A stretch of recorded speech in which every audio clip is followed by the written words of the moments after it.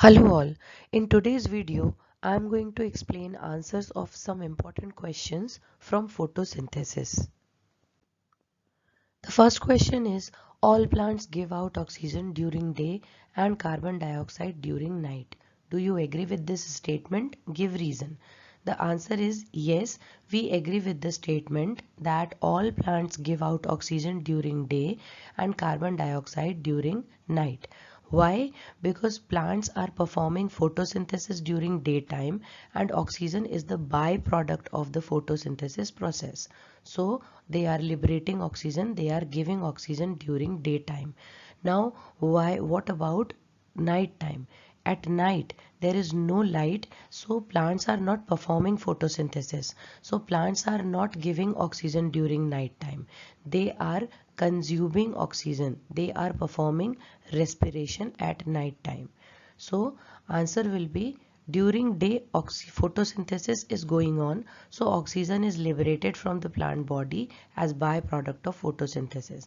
Plant respire in both the shifts, at night also and during daytime also, but the rate of respiration and photosynthesis is differ.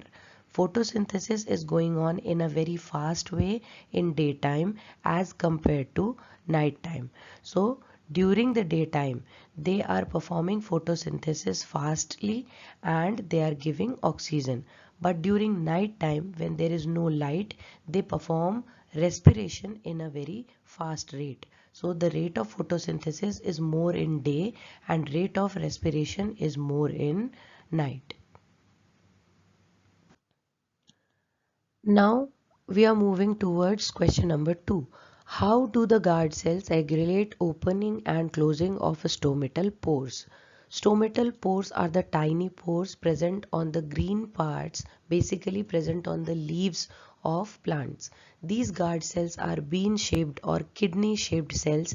They are protecting and they are opening and closing of these stomata. When guard cells absorb water, they swelled up and they open the stomata. When they shrink, they lose water, they close the stomata. So this condition of guard cell, when it absorb water, that is called as turgidity of the guard cell, and when guard cells lose water they shrink. This is called as flaccidity of guard cells. So it's clear then when guard cells are absorbing water and they get turgid, they open the stomata, and when they lose water they get shrink or they get flaccid, they close the stomatal pores. That is how they regulate the opening and closing of stomatal pores. Question number 3 is, what are the adaptations of leaf for photosynthesis? How the green leaves are designed for performance of photosynthesis? See, they are providing a large surface area. They have number of chloroplasts for the maximum absorption, maximum coverage of light energy, which is very important during photosynthesis. Leaves have a fine network of leaf veins on the upper surface also and on the lower surface also for the quick and continuous transportation of water during the photosynthesis. Simultaneously, as we know that photosynthesis is the process where plant is manufacturing its food material, so simultaneously they have to distribute food material from the stations of manufacturing to the different parts of plant body. So glucose distribution is also going on simultaneously. Now presence of number of stomata of exchange of carbon dioxide and oxygen. When carbon dioxide is needed for photosynthesis, stomatas are absorbing carbon dioxide and oxygen is the byproduct, so it is also a gaseous element. They have to liberate oxygen. So coming of carbon dioxide and going out of oxygen is also important during the photosynthesis. That is how leaves are designed for the surface area which they are providing for more photosynthesis and for their distributing food material they are designed, and they are having stomatas for the gaseous exchange during photosynthesis. During photosynthesis in a very slow rate respiration is also going on.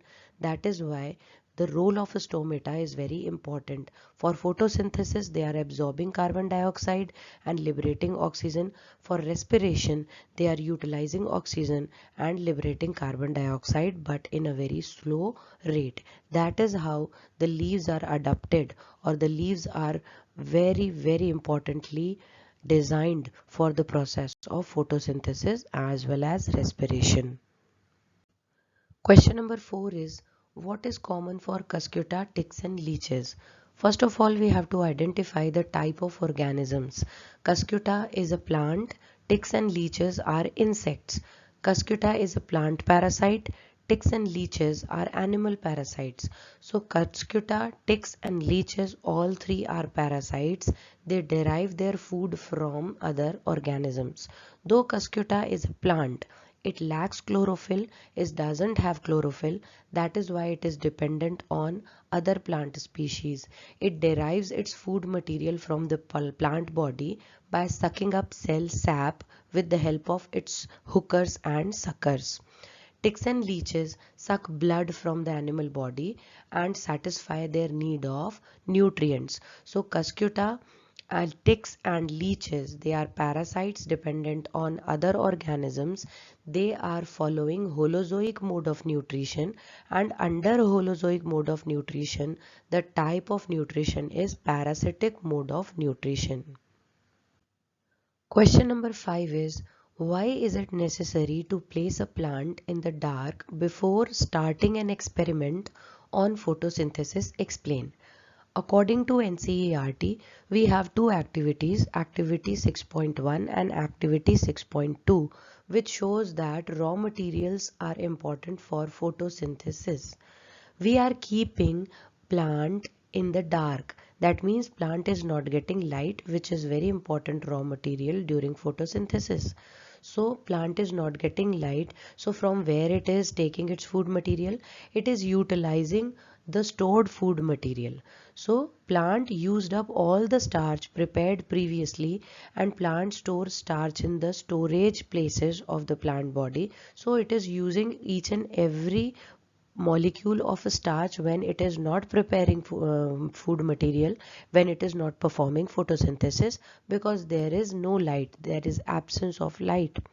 So after coming from the dark area, we can say that leaves will not show the presence of a starch because all the starch is used up. After coming from the dark area, plant again starts photosynthesis and starts manufacturing the food material. Then only we can test the presence of a starch by putting iodine solution on the leaves. So to de-starch the plant and to test that when plant is started its photosynthesis and when plant has stopped photosynthesis, we have to keep this plant in a dark place. Question number 6 is, what will happen if leaves of a plant would be covered with Vaseline? We all know that leaves are very important part of the plant as they are performing many important processes in a plant body. They are performing photosynthesis, they are involved in the exchange of gases, they are transpiring, they are involved in the liberation of water vapor from the plant body. They are involved in the respiration also. In this process, they are taking up oxygen and they are liberating carbon dioxide. So what will happen if leaves of a plant would be covered with Vaseline? Stomatas are blocked now. When you are putting Vaseline, when you are covering the leaf with the Vaseline, stomata will be blocked. So what is the result after this? No photosynthesis, no transpiration, no respiration. Plant is not going to perform any of the three processes if leaves are covered, if stomatas are blocked. Question number 7 is, what are the three events of photosynthesis? As we know, plant is preparing its food material during photosynthesis. So this is very important process divided into three steps or three events. First is absorption of light energy by chloroplast. Second is conversion of light energy into chemical energy and splitting of H2O into H2 and O2.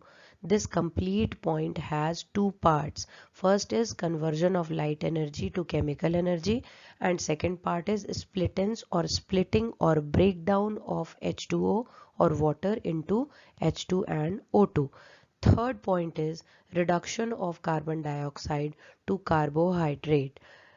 This is board asked question, and these three events are very important. In 2 marks this question can come, and marks distribution will be absorption of light energy by chloroplast is of about 0.5 marks.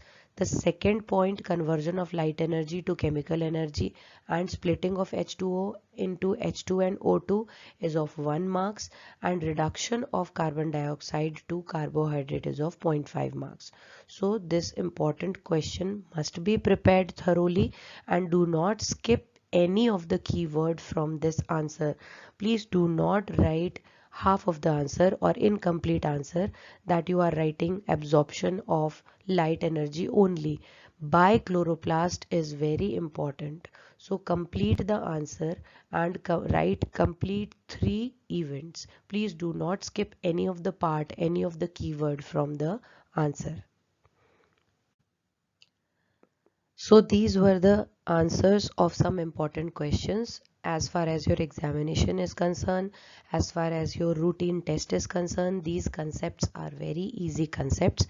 You can practice these concepts by writing and by listening repeatedly this video.